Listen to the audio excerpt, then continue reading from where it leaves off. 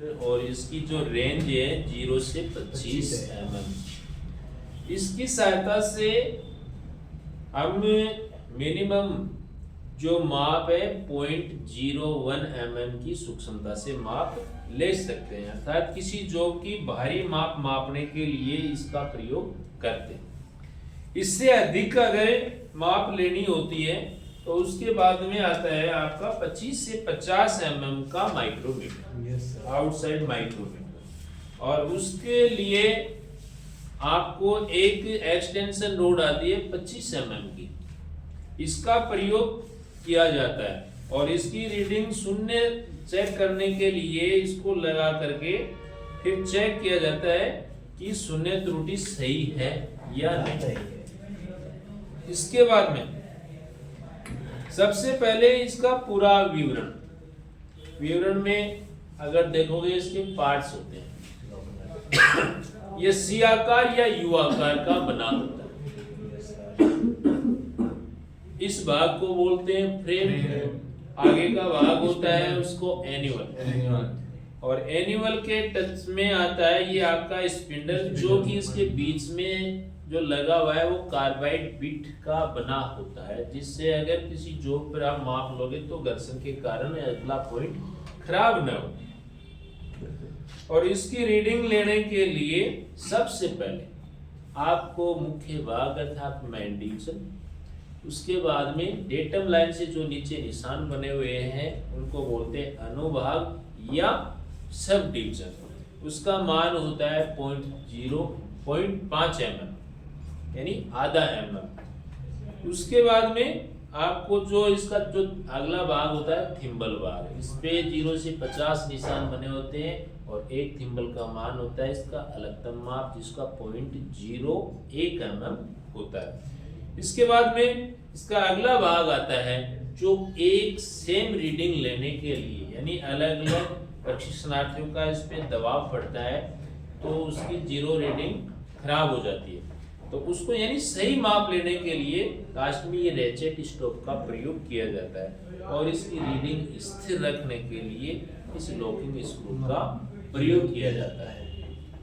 ये हो गया आपका आउटसाइड माइक्रोमीटर। उसके बाद में अगर आप धातु के अनुसार चलोगे, स्पिंडल और एनिमल को छोड़कर और फ्रेम को छोड़कर ये पीछे का भाग होता है, ये बना होता है आपका निकल क्रोमियम स्टील। इसमें कई बार ये क्वेश्चन पूछा जाता है कि निकल क्रोमियम स्टील का क्यों बना होता है, तो उसका कारण ये होता है कि निकल और क्रोमियम को मिलाने से धातु में क्या होता है, मैग्नेटिक गुण खत्म हो जाते हैं, जिससे अगर आप जॉब को माप रीडिंग लोगे तो उस समय चुंबकीय गुण प्राप्त न हो, ताकि सही माप बनी रहे। अर्थात जितने भी इंस्ट्रूमेंट्स जो टूल्स वगैरह होते हैं सर्जन कार्य के लिए भी, वो भी निकल क्रोमियम स्टील के ही बने होते हैं। उसके बाद में रीडिंग लेने के लिए सबसे पहले मुख्य भाग, उसके बाद में अनुभाग और फिर थिम्बल भाग। अब अगर ये पूछा जाए कि 0.01 mm से अधिक परिशुद्धता में अगर माप लेनी होती है तो वो आता है वर्नियर माइक्रोमीटर। उसकी सहायता से हम 0.001 mm या 0.0001 इंच की सूक्ष्मता से माप ली जा सकती है। अर्थात वर्नियर माइक्रोमीटर का अलगतम माप या न्यूनतम माप कितना होगा, 0.001 mm या 0.0001 इंच की सूक्ष्मता से माप ली जा सकती है। इसका मुख्य प्रयोग किसी शीट की मोटाई या किसी वायर का व्यास मापने के लिए प्रयोग किया जाता है। और ये ग्रेजुएशन के अनुसार अगर देखा जाए तो 0 से 25, 25 से 50, 50 से 75, 75 से 100, 100 से 125 mm, अर्थात 25 mm के डिस्टेंस पर ये पाया जाता है।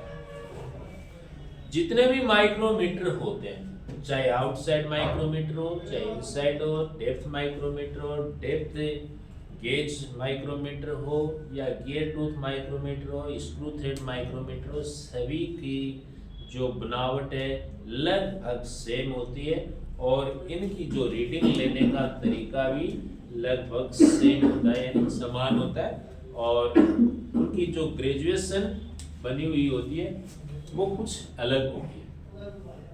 उसके बाद में अगर रीडिंग लेनी होती है तो सबसे पहले ये मैंने बता दिया कि मुख्य भाग, अनुभाग और थिम्बल भाग। और उसके बाद में अगर आपको उससे ज़्यादा रीडिंग लेनी होती है तो उसके लिए आता है वर्नियर माइक्रोमीटर। ये तो होगी मीट्रिक पद्धति। उसके बाद में आता है इंग्लिश पद्धति अर्थात ब्रिटिश पद्धति। उसमें जो माइक्रोमीटर की बनावट होती है सेम इसी प्रकार की होती है, लेकिन उसमें फर्क ये होता है एक एक इंच के अंतराल पर माइक्रोमीटर पाए जाते हैं।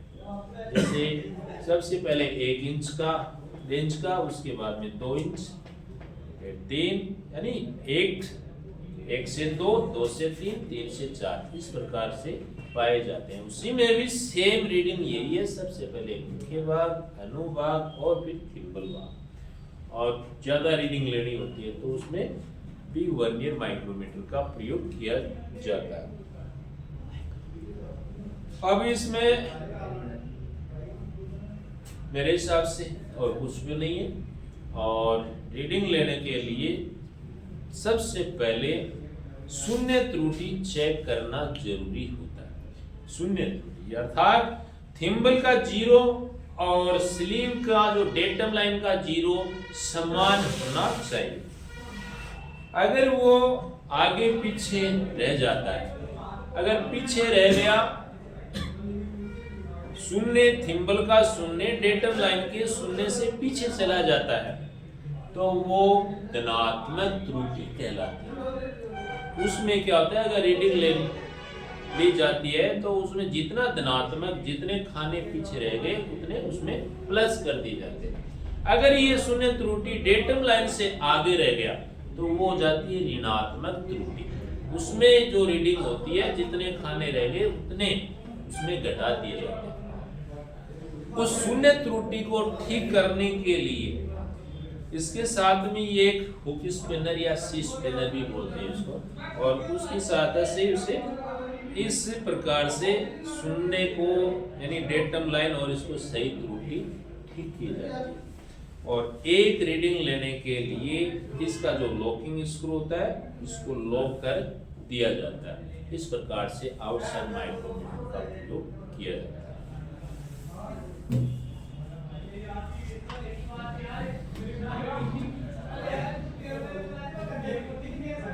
ये हो गया आपका आउटसाइड माइक्रोमीटर।